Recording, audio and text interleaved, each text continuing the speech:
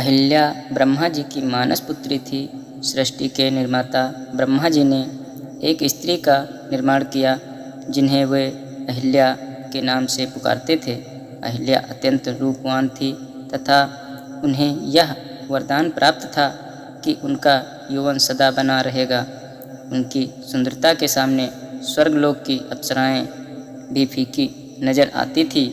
अहिल्या की सुंदरता के कारण सभी देवता उन्हें पाने की इच्छा रखते थे।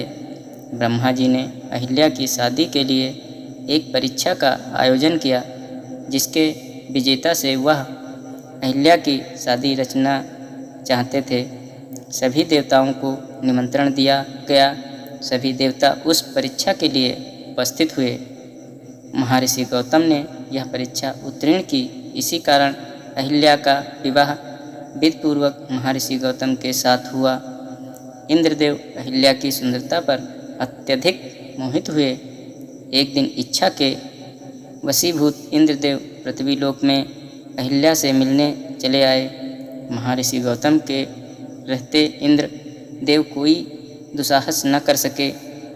इंद्रदेव ने अहिल्या से मिलने के लिए एक योजना बनाई तथा चंद्रमा उस योजना में शामिल हुए कि जब महर्षि गौतम प्रातःकाल गंगा स्नान के लिए जाएंगे तो उस समय का लाभ उठाकर वह अहिल्या को प्राप्त कर लेंगे। योजना के अनुसार चंद्रदेव ने अर्धरात्रि को मुर्गे की बांग दी। गौतम महर्षि समझे कि सवेरा हो चला है। वह तुरंत उठे तथा गंगा तट पर स्नान करने चले गए। महर्षि गौतम के जाते ही इंद्रदेव ने गौतम महर्षि का रूप धारण कर घर में प्रवेश किया तथा पहरेदारी के लिए चंद्रमा को घर के बाहर बैठा दिया। ऋषि गौतम जब गंगा तट पर पहुँचे तो उन्हें अलग ही आभास हुआ तथा उनके मन में संदेह भी उत्पन्न हुआ। तब गंगा मैया ने प्रकट होकर महर्षि को बतलाया कि यह सब इंद्रदेव का बुना जाल है। अहिल्या की सुंदरता से मोहित होकर कुकृत्य की भावना से इंद्र पृथ्वीलोक पर आए हैं।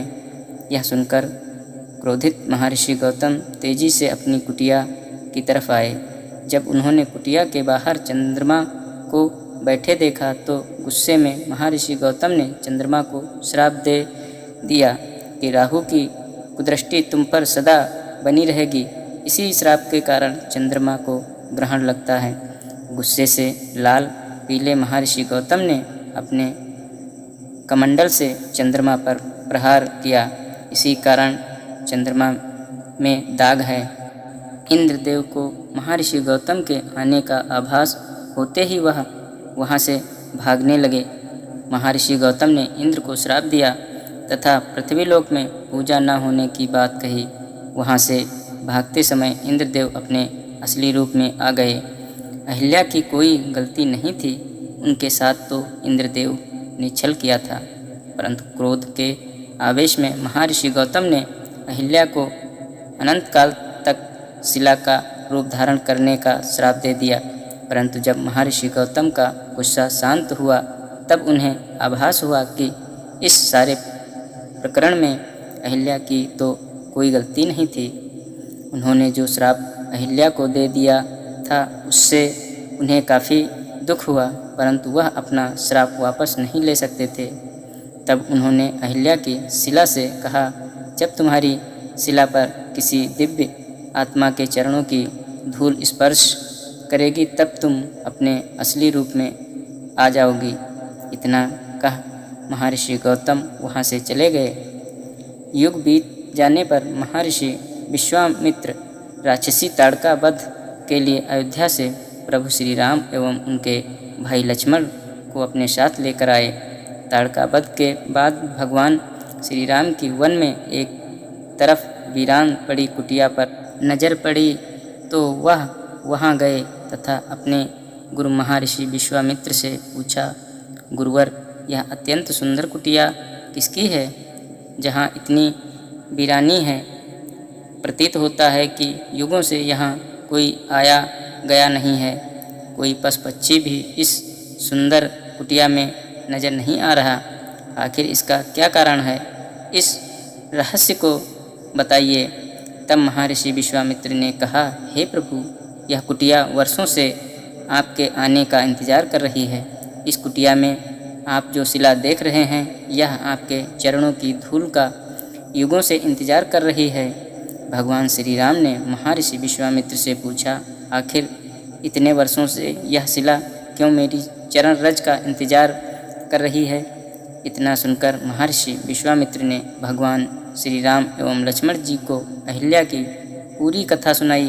पूरी कथा सुनने के बाद भगवान श्री राम ने अपने चरणों से उस शिला का स्पर्श किया। चरणों के स्पर्श से शिला अहिल्या के रूप में परिवर्तित हो गई। उस अवसर पर भगवान श्री राम ने अहिल्या से कहा कि इस सारे प्रकरण में आपका कोई दोष नहीं। अब गौतम महर्षि भी आपसे क्रोधित नहीं हैं। अहिल्या के वास्तविक रूप में आते ही वीरान कुटिया में फिर से बाहर आ गई। पक्षी चहचहाने लगे। इस प्रकार भगवान श्री राम ने देवी अहिल्या का उद्धार किया।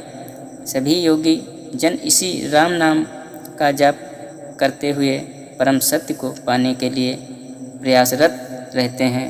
राम नाम रहस्यपूर्ण व गूढ़ होने पर भी मधुर, मनोहक व कल्याणकारी है।